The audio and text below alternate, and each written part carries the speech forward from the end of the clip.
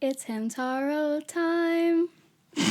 If you're a 90s or 2000s kid like me, you may remember seeing a good amount of anime on channels like Cartoon Network or just in the media in general during that time. The 90s was a pivotal time for Japanese anime being introduced to Western audiences, and that surge bled into the early 2000s as well. Toonami was arguably the most popular hub for children's anime and was filled with over-the-top action cartoons with heart-racing fight scenes and intense, deep storylines. So when a new anime was set to join the lineup, you can imagine viewers' confusion when we were introduced to Hamtaro? Today, we will be doing a deep dive into the Hamtaro franchise and just about everything that comes with it. The manga, anime, OVAs, video games, characters, toys, fun facts, and even the odd and obscure side to this adorable series. Just a few things before we begin. I know I'm looking a little weird today. I usually don't wear glasses, and I'm not wearing any eye makeup. This is because I have conjunctivitis. I've had a cold for the last week, and it decided not to stop there. If you don't know, you can't wear eye makeup when you have conjunctivitis or you will infect everything and make it worse. So please don't be mean, or if you be mean, I guess there's nothing I can do about it. Anyway, if I sound weird today or am weird, this is why. This might be one of my longest videos yet. Going into this, I wanted to learn as much as I could. I'm not super familiar with the Hamtaro series. I have just been getting more and more into it. Thought it was really interesting, realized nobody had done a deep dive on it, and wanted to give it a shot. But I'm definitely going to miss a ton in this video because my phone would genuinely explode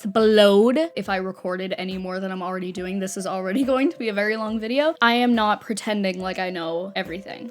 Okay, let's get on to it. Let's just get right into it with the history of Hamtaro. Starting from the very beginning, Hamtaro began as a Japanese manga and children's book series entitled Totoko Hamtaro, created by Ritsuko Kawai. The series followed a hamster named Hamtaro following his new life as a pet to an elementary school girl. Ritsuko Kawai, born in Toyonaka, Japan on March 3rd, 1964, wrote and illustrated Hamtaro all while owning around 13 Jungarian hamsters, and it is theorized that many Hamtaro characters are inspired by her pets. Hamtaro's first appearance would be in the form of a mini 7-page comic published in the April 1997 issue of Shogakukan's Kids magazine. These were a series of magazines for children separated by classroom grade, with Hamtaro debuting in the second grade section. An interesting aspect of the learning magazines were the friend contests hosted for the Hamtaro series. In the late 90s and early 2000s,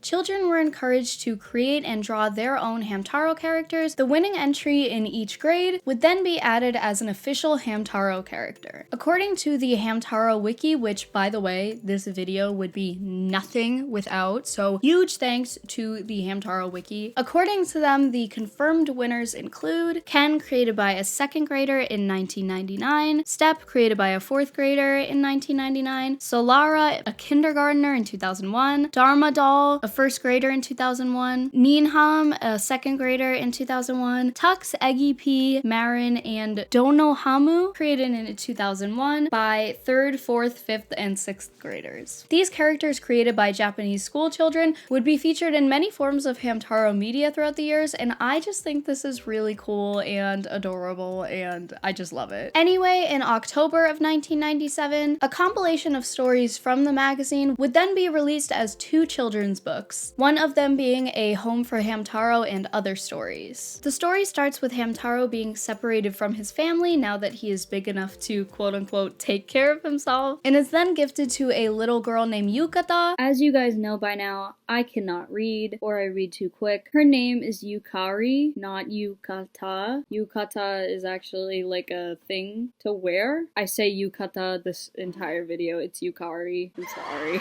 And Hamtaro learns to be comfortable with his new life as a pet hamster. I read a bit of A Home for Hamtaro and Other Stories, and honestly, it's pretty great. Hamtaro starts off disliking Yukata's hands because she's just a little kid and is unfamiliar with handling hamsters, so she kind of tries to like play with him, you know how like a little kid would do. But after escaping his cage and seeing how worried Yukata was and how excited she was when he came back, and seeing how happy he makes her and how loved he feels, hands. Hamtaro begins to love the quote-unquote little hands the most. I'm sobbing, by the way. He starts to seek Yukata's approval and will do anything he can to make her feel better, even if that means chipping his tooth while holding on to the bars of his cage, which then inspires Yukata to try even harder to do pull-ups while on the playground. They both unknowingly help and inspire each other in their day-to-day lives, and it's just all around incredibly heartwarming. When I thought I couldn't love this book even more, occasionally the author includes little fun facts in the corner of the pages, including tips on how to properly raise hamsters. And as a hamster owner who is not perfect but always learning, I think this is awesome, especially considering how much misinformation there is about owning hamsters. Also, side note, this is my first time seeing Hamtaro in his original style, and although it threw me off at first, I kind of slowly fell in love with this realistic style compared to his iconic big anime eyes and small body proportions,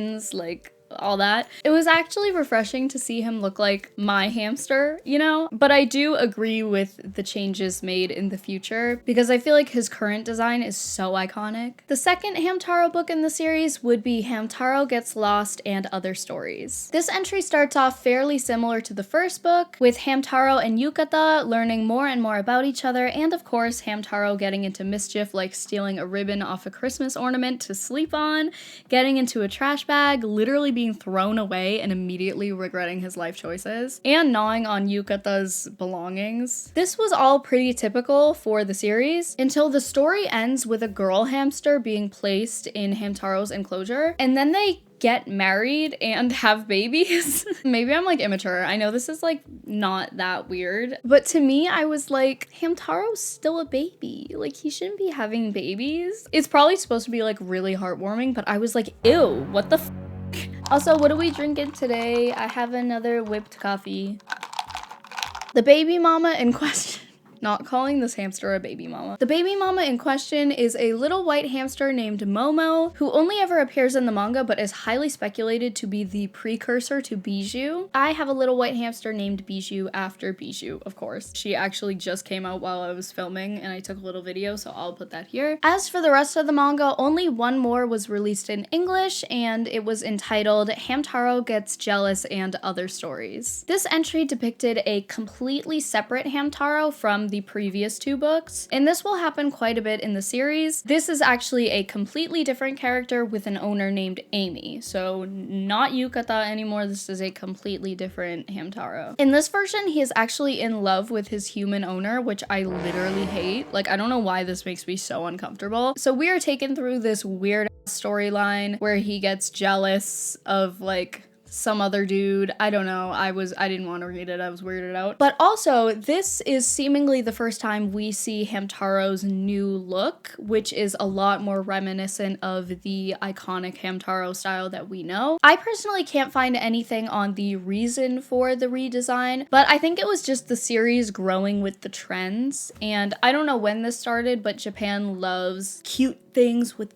big eyes. Ultimately, I think this was the right decision, but I can't find a solid reason. Anyway, other Japanese releases during this time included Totoko Hamutaro, Hamuchanzu de Gozaimachu, volumes 1, 2, and 3. I'm so sorry for that butcher. Please, as always, feel free to roast me in the comments. This would depict Hamtaro and his friends living in a magical pet shop owned by an old man that they refer to as Ji-chan, which translates to grandfather. The third volume would be released in 2002, just overlapping with the anime series. Which brings us to the anime. Due to popular demand, a Hamtaro anime directed by Osamu Nabeshima and produced by Showpro, Shogakukan Music and Digital Entertainment, and TV Tokyo would air for the first time in Japan on July 7th, 2000. I want to preface this segment by saying I did not grow up religiously watching this series. I don't know if I missed it. I mean, I was actually not born until 2002. I grew up more familiar with the games, which we'll get to later. I did watch a good amount of the first season in preparation for this video, but definitely if I get anything wrong, I would love for you guys to let me know. Totoko Hamtaro would feature the hamster we know and love, this time with a new owner named Laura Haruna. Hamtaro would get into adventures with his other hamster friends known as the Hamu-chans, or in English, the Ham-Hams. In the first episode, Hamtaro escapes his cage, a common occurrence, and meets another hamster named Oxnard outside. They both begin to look for Oxnard's missing sunflower seed when they fall underground into the clubhouse where they meet Boss. At this point, this isn't the clubhouse, that's what they make it, but I'm just calling it the clubhouse. Boss needs help expressing his romantic feelings for a girl hamster, so Hamtaro and Oxnard accompany him to none other than Bijou's window. Boss is exceptionally terrible at singing, so Hamtaro swoops in and saves the song, which causes Bijou to fall for a very clueless Hamtaro. So we're just gonna go over the main cast of Ham-Hams in the anime, but I know there's a ton more, and we will talk about some later. As we mentioned, Oxnard is a food-loving hamster who, although a bit clumsy, becomes more dependable throughout the series. He is owned by Kana, who becomes friends with Laura in the first episode and is even her classmate. Boss, the self-proclaimed leader of the Ham-Hams, is a wild field hamster, unlike many of the other hamsters who are kept as pets. This is a very interesting dynamic because he knows a lot more about nature and the weather, as shown in the beach episode when nobody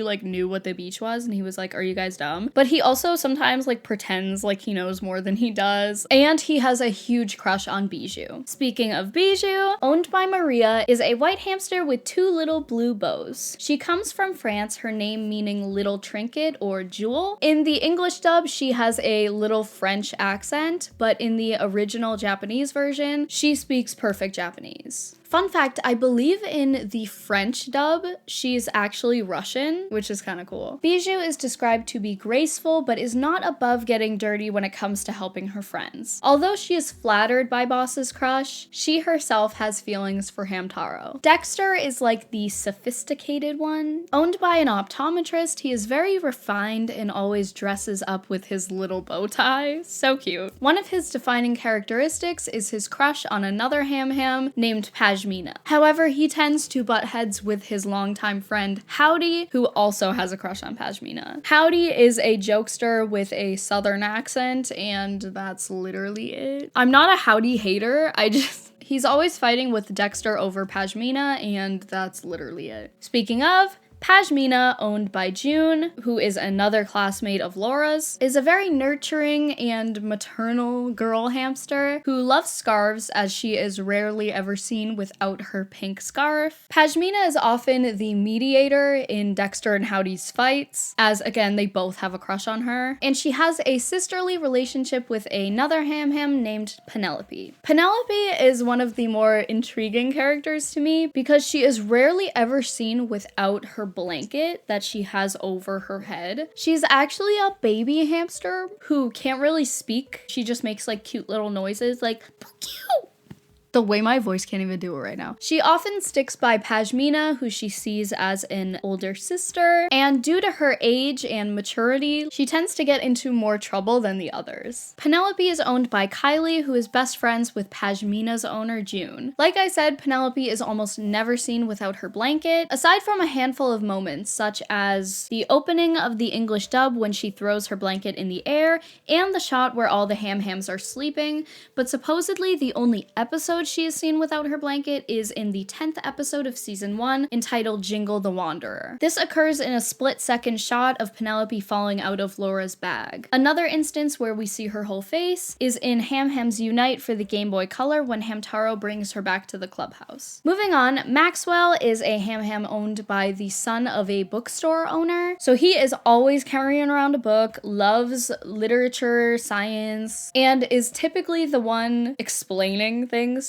to the other Ham-Hams. Literally just think, actually, That's him. I actually really like Maxwell, and interestingly, he is a lot taller than the other hamsters, and not like tall, but like long. Stan and Sandy are twin hamsters owned by Hillary and Noel. Hillary is actually an Olympic gymnast who lent Noel one of her hamsters after he offered because he has a crush on her. This caused the pair to initially be separated from one another, but I do believe there are a handful of episodes of Sandy trying to find her twin brother. Sandy, who takes after her owner, is a sporty little girl who is always carrying around one of those ribbon things like the gymnasts do. She also has a crush on Maxwell. Stan, who is her twin brother, is literally just an F-boy who is constantly flirting with all the girls, and that's literally all I could find about him, so moving on. Snoozer is just a sleepy little guy. He is always sleeping. We have rarely ever seen him without his eyes closed. I think there's a dream episode where we see his eyes. He does talk, but it's mostly in his sleep. Cappy is a younger hamster who loves hats, often wearing a green cap or a red saucepan that he hides under, which is so adorable. And he also looks up to Boss's independence. Panda, named after his appearance, which is so freaking cute by the way, I think he's so cute, is a kind-hearted carpenter who tends to fix and rebuild things for the Ham-Hams. He is owned by Mimi, who runs a woodworking shop at their house, so he has access to all the scraps that they leave behind. Jingle is another field hamster who speaks in rhymes and tends to mispronounce Hamtaro's name every time he sees him, like that's kind of his gag. There are of course so many other characters, but we have much to get to, and I'm not here to just sit and like name every character in the series. Anyway, the North American release would occur on June 3rd, 2002,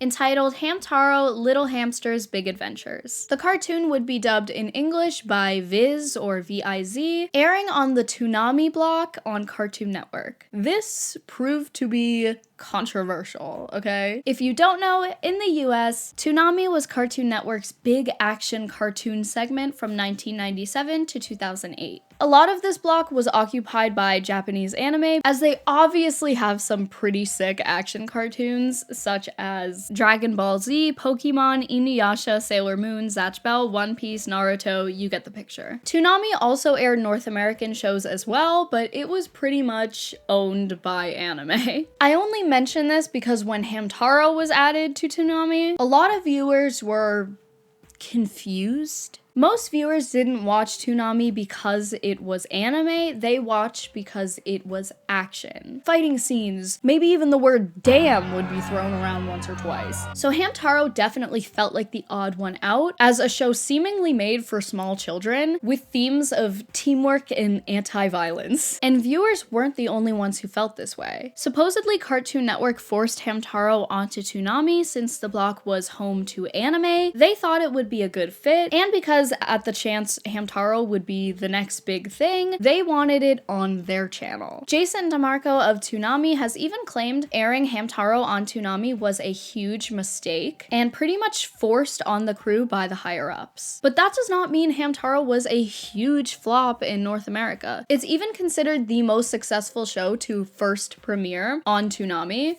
which is pretty cool. The show would be taken off of Toonami in 2002 and then placed on the regular Cartoon Network segment, which I'm not sure why that wasn't done in the first place. As many people think the show would have done better in North America if it was shown to the right audience from the very beginning. The series wouldn't have found its audience so late in its run. Anyway, when Hamtaro moved from Toonami to Cartoon Network, the series did fairly well, but the interest honestly just died down after a few years. The ratings had declined, and there were a few things that factored into this, but of course it's all just speculation because I don't think we were ever given a solid reason. For one, we mentioned Hamtaro being up against some pretty fierce competition on Toonami, but when Hamtaro was finally placed on the regular Cartoon Network airings, the show aired very early in the morning or during school hours when its target audience was in school. Some fans vividly remember this being the show they would watch when they stayed homesick from school, which is really unfortunate. Some think because the show was mostly popular amongst just young girls. Nobody really took it seriously, which sucks, but we're used to it. Anyway, Hamtaro stopped airing in the US on October 15th, 2004, with the Ham Ham Halloween special being the last episode to air. However, this wasn't the end of the series, as the show continued to air in Japan until 2006. Overall, the original anime series ran for 296 episodes, with 105 of those being dubbed in English. The series even got 4 OVA specials and 4 films. The OVAs consisted of 3000 Hammy Steps in Search of Mommy, released in 2001, Ham Ham's Ahoy in 2002, Rainbow Rescue in 2003, and Ham Ham Games in 2004. Fun fact, the 2001 OVA surrounded the story of Hamtaro learning about his mom and going on an adventure to find him, while many of the hamsters stayed back at the clubhouse to plan a surprise birthday party for him. However, Hamtaro finds out that his mom did pass away. Only a few scenes from this episode would air in the US and Canada in 2003. The entire mom storyline was completely cut, which was like the whole episode, because they thought the theme of death would be too deep for children, which is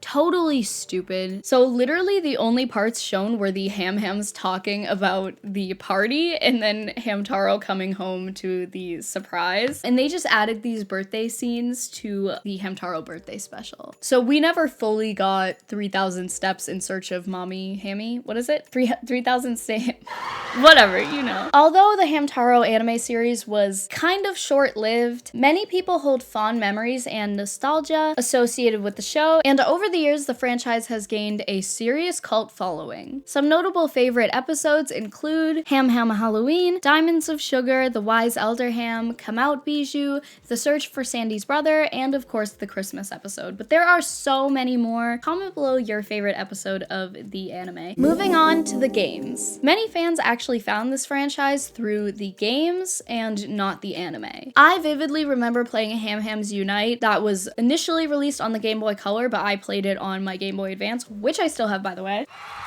This is my Game Boy Advance that I got for Christmas in probably 2005. I have Ham Hams Unite. I will put a small clip of me actually receiving it for the first time here, because I do have that. Do you know? No. It's a Game Boy.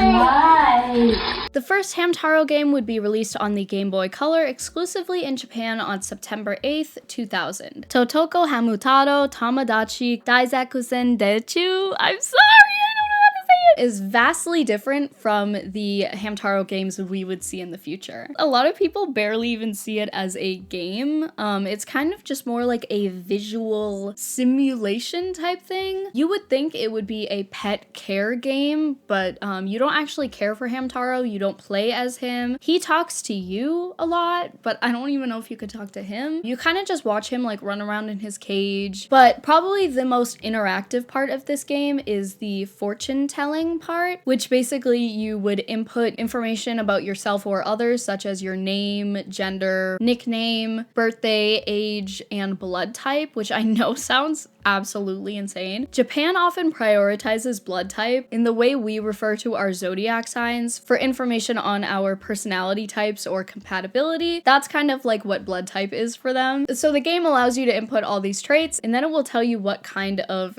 hamster you are. I love personality types and quizzes. I am obsessed with self-reflection. Do with that what you will. So I would love to play this game, honestly. This game was actually the 9th best-selling game in Japan on the Game Boy Color, and would actually go on to be the blueprint of the Tamagotchi series, so I thought that was pretty cool. The next game in the series would be Ham Hams Unite, released on the Game Boy Color in Japan in April of 2001, and would be the first game in the series to reach North America and Europe. In fact, it was actually the last game to be released on the Game Boy Color in Europe. Like, last game ever.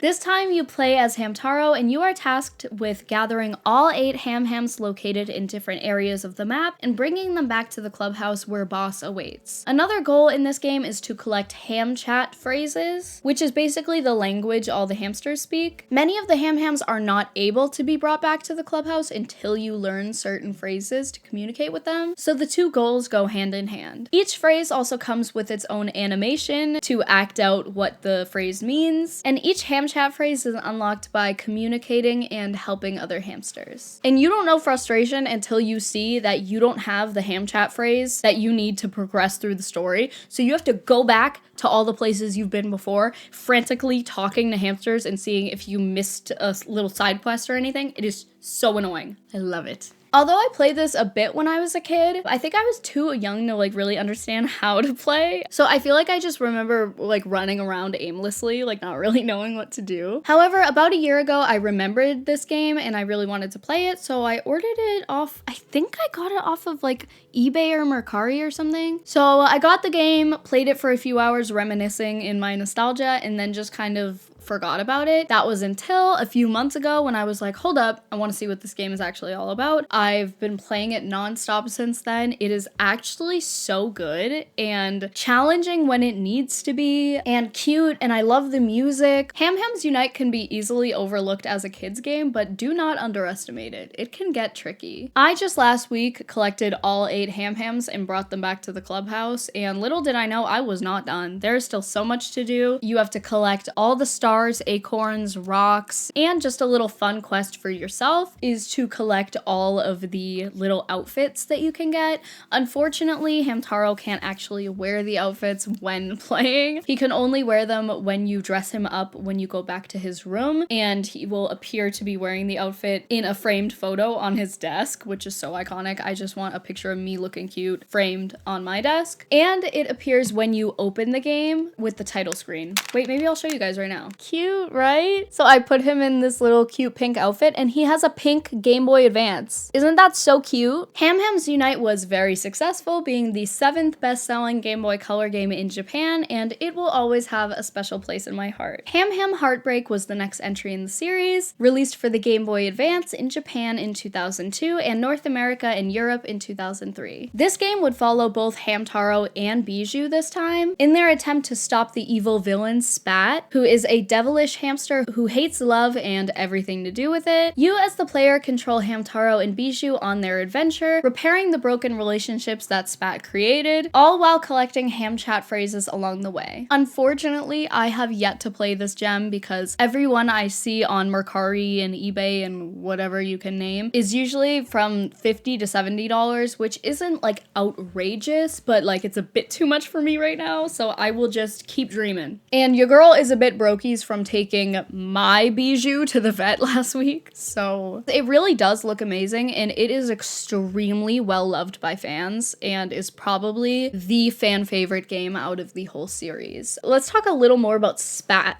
though, because reading the synopsis, I was actually shocked at how like actually evil he sounds. I was expecting more of like a cartoony villain type where it's like ha ha ha and then he runs away. This dude is actually dangerous as hell, okay? He is known for possessing other hamsters into like acting evil and stuff, and he can even shapeshift into whatever hamster he wants, which is like crazy. So his main thing is like manipulation, and I believe he also kidnaps another hamster. Like this dude is insane, out of his mind. Harmony, who is the good counterpart to Spat, is an angelic hamster who loves love and uses her power to repair relationships, unlike Spat. The gameplay is very similar to Ham Hams Unite and proves that, in my and many others' opinions, the series works best as adventure games. The reception was pretty good, although criticized a bit for its quote-unquote repetitiveness. Both Heartbreak and Unite are some extremely underrated games in general. I'm not talking about Hamtaro games, I'm talking about in general. I think more people should play these because they are actually amazing. Up next, Hamtaro Wake Up Snoozer. This was released on Windows PC and Mac in 2003 as an educational game. Fun fact, aside from a few of the early children's books, this game is the only major piece of Hamtaro media that was never released in Japan. This game differs from the previous two as it is more minigame based and a little more educational, unlike the adventure style of the previous entries. The story follows the Ham Hams as they notice Penelope gets stuck in a tunnel after chasing a ladybug. She's so cute! And they need to save her. However, Snoozer has fallen asleep at the entry of the tunnel and they cannot wake his ass up. So instead of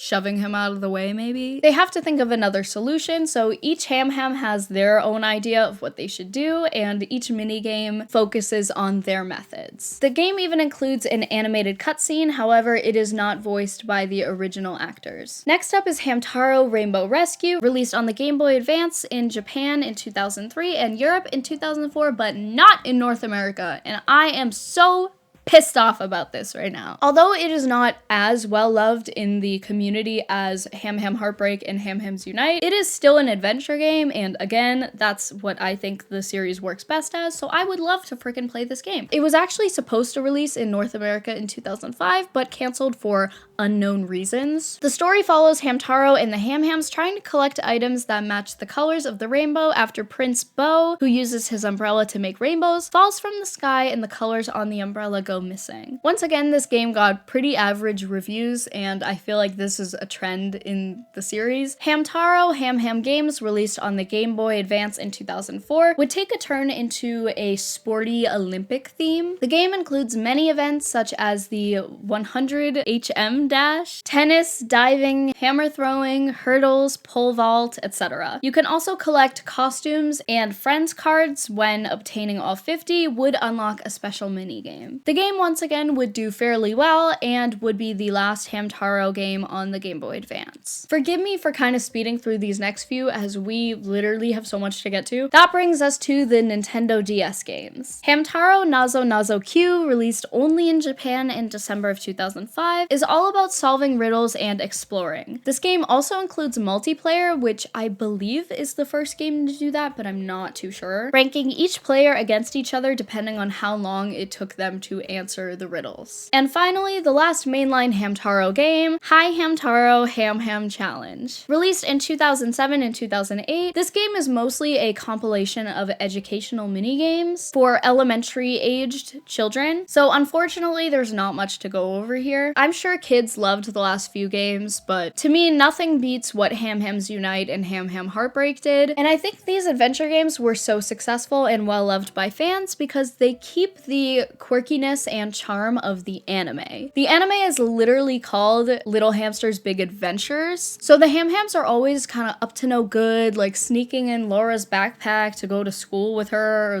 the beach and stuff. So playing these adventure games kind of felt more true to the characters that we know and love, but that's just my opinion. Let me know what you guys think. Okay, moving on to merchandise. Throughout the franchise's run, we would see a few different releases of Hamtaro themed merchandise. This includes any official releases, such as McDonald's and Burger King toys, the EPOCH plushies, the trading cards, which in Japan were named Hamtaro cards or Hamtaro cards, which I'm so glad they did not miss that opportunity. Arguably the most popular and influential Hamtaro merchandise falls under this category, the EPOCH figures. However, before that, because that will be a very long section, we're just gonna go over a few quicker ones, starting with the McDonald's toys. Although North America never got McDonald's Hamtaro toys, Japan did a few times and so did France. Many of the releases were of small figures, but there were a few plush sets. This included the Hams dressed up in McDonald's uniforms, and I am obsessed. Give me 14 of them right now. China even released jumbo Hamtaro plushies that I found out while scrolling through the Hamtaro subreddit as a user whose girlfriend bought a giant Hamtaro holding a McDonald's fry from China. Although it was hard to find info on it, OP and their girlfriend a year later found the giant bijou holding a McDonald's shake. The unspeakable things I would do to get hold of these two. They got them from a site called Goofish, which is basically the Japanese version of eBay. However, still not much is known about their origin besides the McDonald's tag on it with the year 2003. Hopefully we will learn more about this in the future. For those of us in the US, we did get Hamtaro Burger King toys. This release featured a handful of the main Hams dressed up in spooky Halloween costumes such as Penelope in a ghost costume, which is so smart, Hamtaro as Frankenstein, Panda as a skeleton,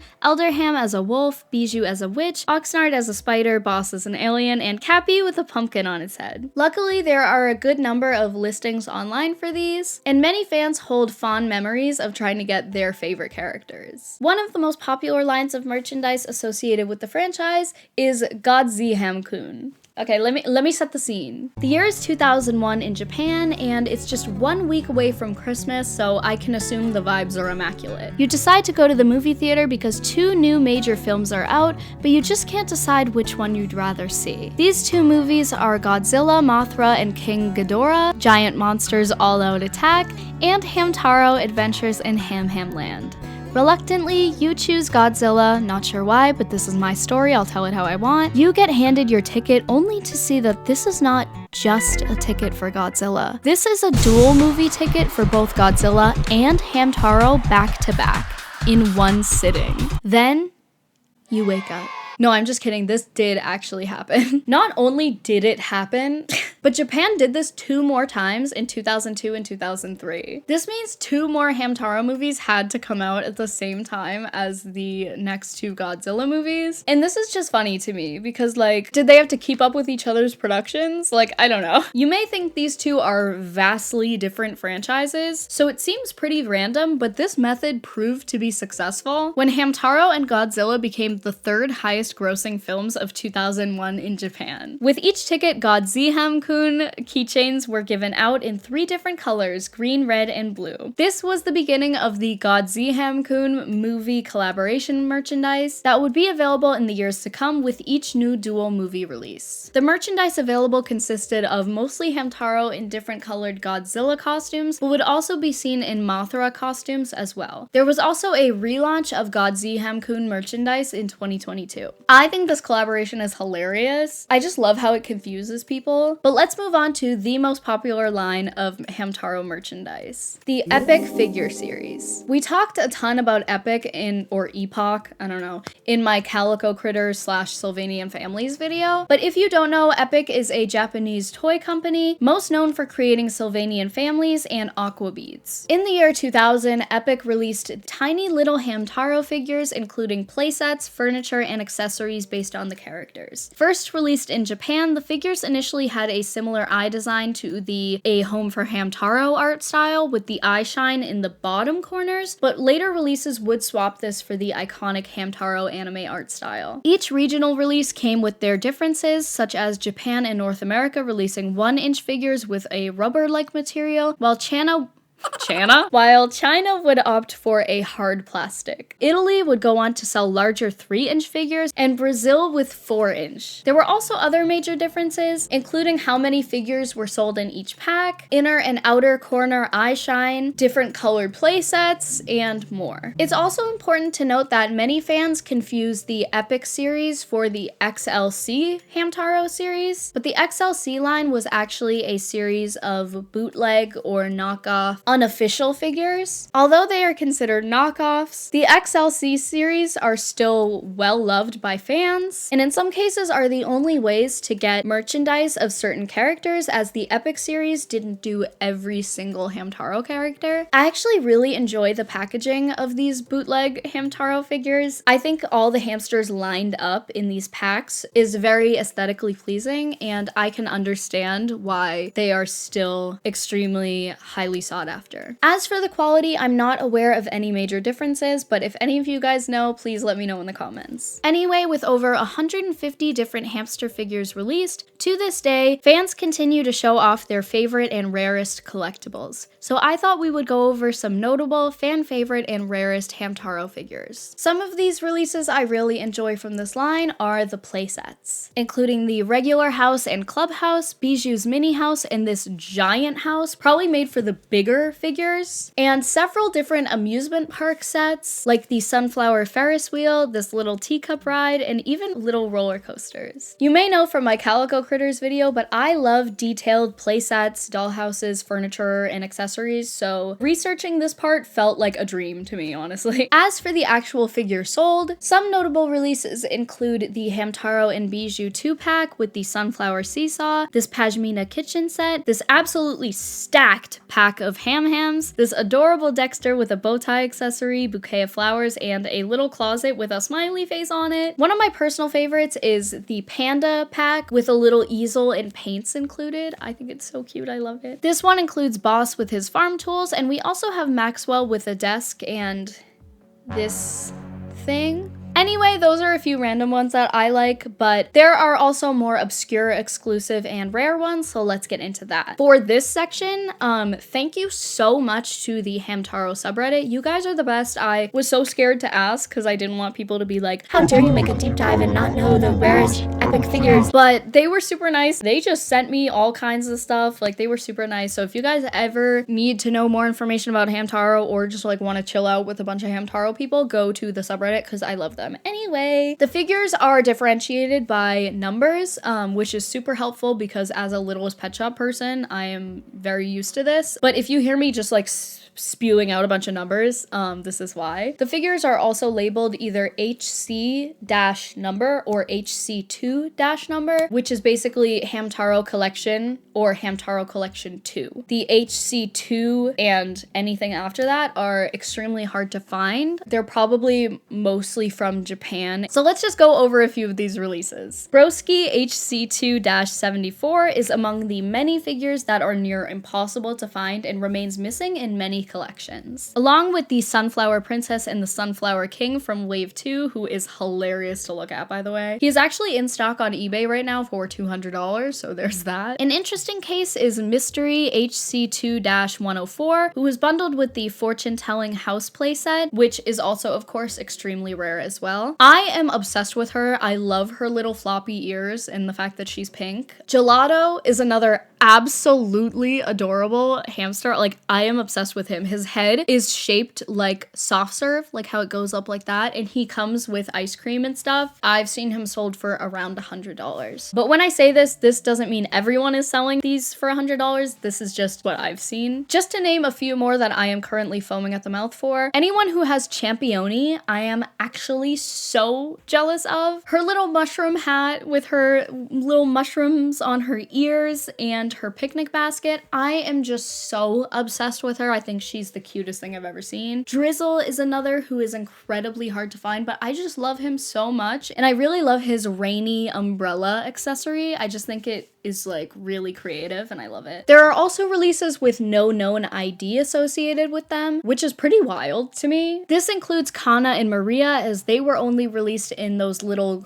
gumball machines, along with a tiny Oxnard and Bijou. Two more figures with no known ID include a Hamtaro laying down and an Oxnard sitting with his mouth open. These were only released in bundles alongside playsets, but still I don't really understand why they don't have IDs. As for the playsets, some rares include the Magical's Fortune Telling House we mentioned earlier and Bijou's Glitter Jewelry House. I feel like it's safe to say most of these playsets are pretty rare because everyone I have seen is like $100 to $200 to $300, but there are some that are more rare than others, of course. I had a lot of fun researching this part of the video, and unfortunately I can't go over every little detail, but if you guys would like a standalone video on just the EPOCH or EPIC and maybe even the XLC figures, I have become really interested in this and I really want some. They're just so expensive. Let's move on, but let me know if you guys would be interested in that. So for the final portion of this video, we will be going over the obscure side of Hamtaro. This includes some lost and canceled media, dark or odd moments, and just some lesser known topics regarding this franchise. This is another section that I would totally love to do a standalone video for because there is so much that I didn't get to, so let's get into it. Pre-anime VHS release. Something a lot of people don't know, before the popular anime adaptation of Hamtaro released on the Toonami section of Cartoon Network in the year 2000, a 4-episode Hamtaro short series was released on VHS in 1999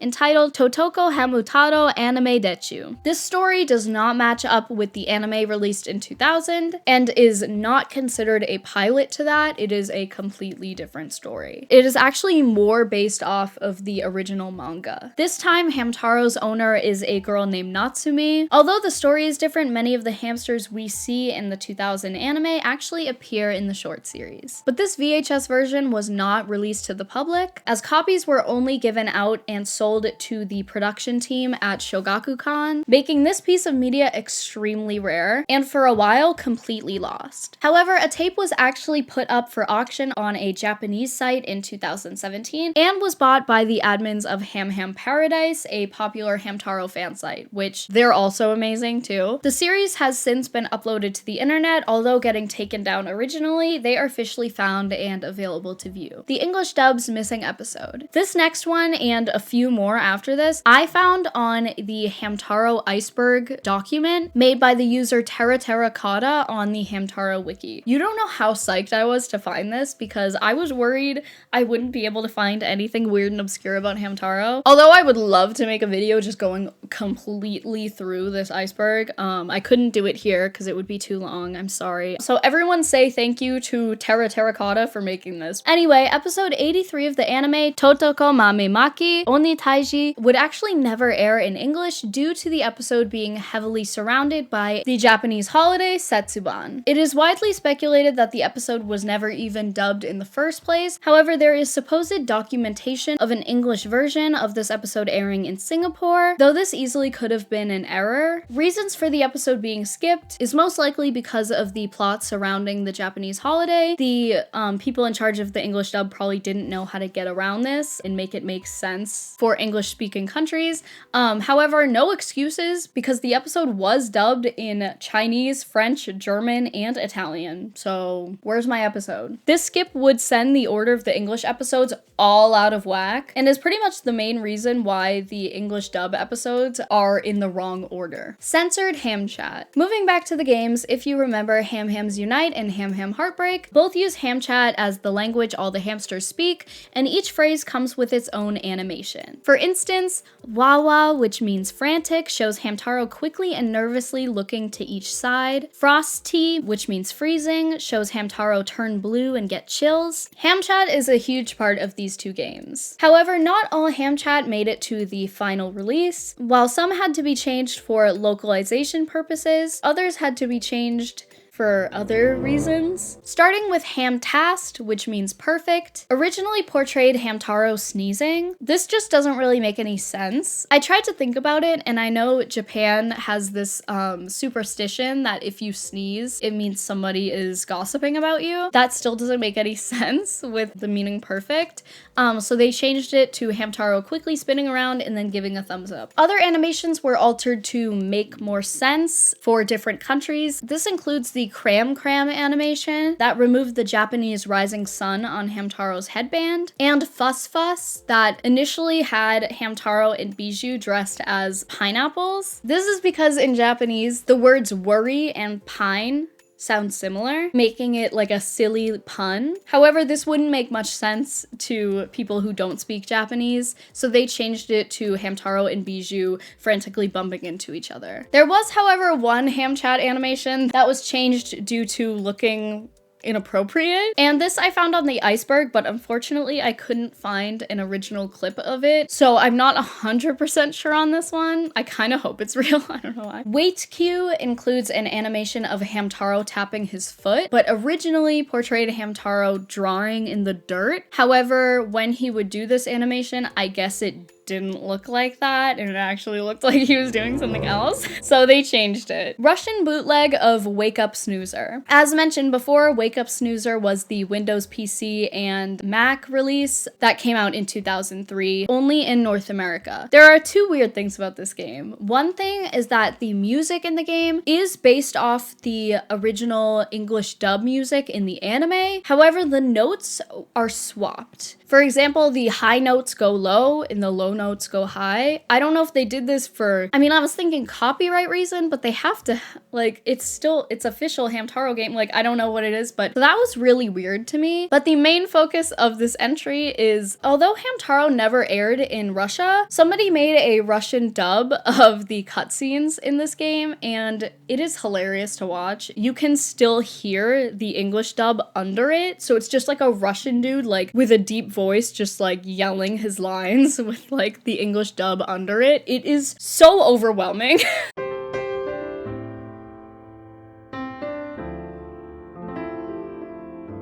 Rainbow Rescue English release. Rainbow Rescue, as mentioned earlier, was only released in Japan and Europe in 2003. North America was supposed to get this game in 2005, but for whatever reason, it was canceled. Some speculate because the Nintendo DS was just about to hit shelves, but we don't really know. Anyway, an odd video of what seemed to be a demo or prototype of the game popped up on IGN's website, featuring a scene in which Bo speaks broken English, and the rest of the Ham-Hams speak in Japanese. This video contains no music aside from the game's sound effects and a loud TV static sound that persists throughout the entire video.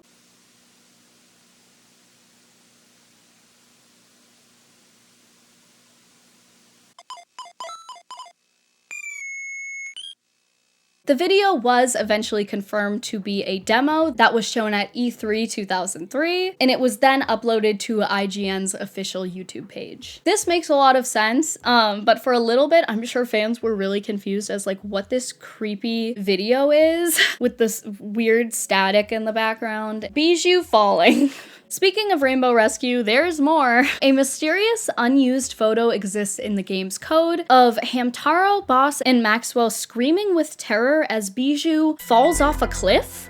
Unfortunately, I've never played this game, so I don't know if this fits with the context of the released version, but supposedly cutscenes were a big part of this game, and I think might have been used at the end of every, like, chapter, but I'm not too sure on that. Obviously, the photo was scrapped, and it probably was never meant to be seen, but I'm just, like, dying for the context. Like, what was the plan for this? Anyone who's played this game, if you have, is there a scene like this? Like, does Bijou fall off a cliff? I'm so confused. Similarly to that, there is a photo of Hamtaro and Bijou doing the Titanic pose that was found in Ham Heartbreak's data, which was never used as well. So I just thought that was really cool. Okay, so there are just two things that I totally forgot about that I really wanted to discuss here, but I just forgot. One little obscure fact is that in one of my all-time favorite games, Story of Seasons Trio of Towns, which used to be known as Harvest Moon if you don't know, released for the Nintendo DS in 2016,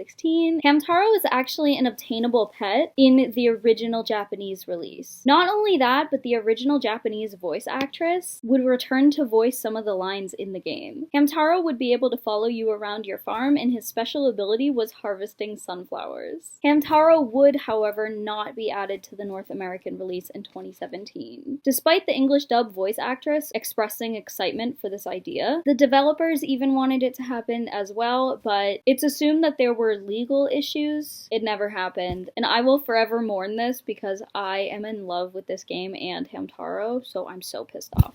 The second thing I wanted to discuss, Hamtaro's design change. So I had talked about the original design change, like his early art style versus like when the anime first started. But what I didn't even realize was that even during the running of the anime, the Ham-Ham's designs like slowly changed throughout the years, and they started to appear smaller and like skinnier. They gave Oxnard Ozempic, okay? This is serious. And my boyfriend Louis pointed out they made them look more like mice than hamsters. A lot of fans point out that they did something similar to Pikachu. So I don't know what this is that keeps happening, but I don't like it. Anyway, so I just wanted to talk about those two things. Okay, bye. Howdy's gun.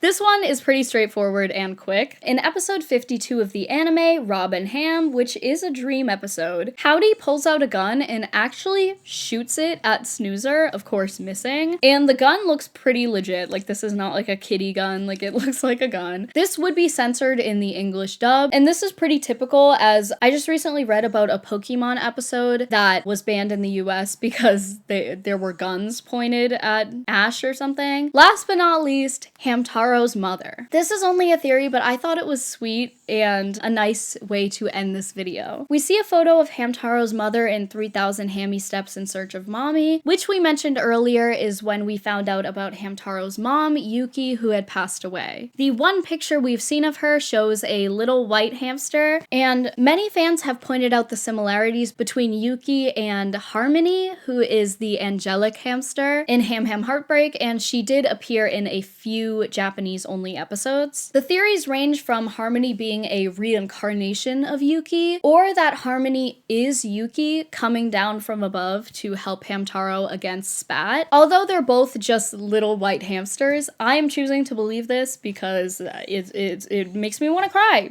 It makes me want to cry, okay? I'm sure this wasn't what they were going for, but I'm choosing to believe it. Anyway, that is about it for this video. I hope you guys enjoyed. This was a lot for me to do, and I've been sick. I would really appreciate it if you guys comment and let me know if there's anything I got like majorly wrong. I'm still very new to this franchise. I just really wanted to hopefully start some conversations about Hamtaro because I don't see enough of it, and I think it's a really underrated series. So I hope you guys enjoyed. I hope I did well. Let me know if you guys would want more of this Hamtaro content because there's still so much I'd like to talk about, and I'll see you next week. Bye!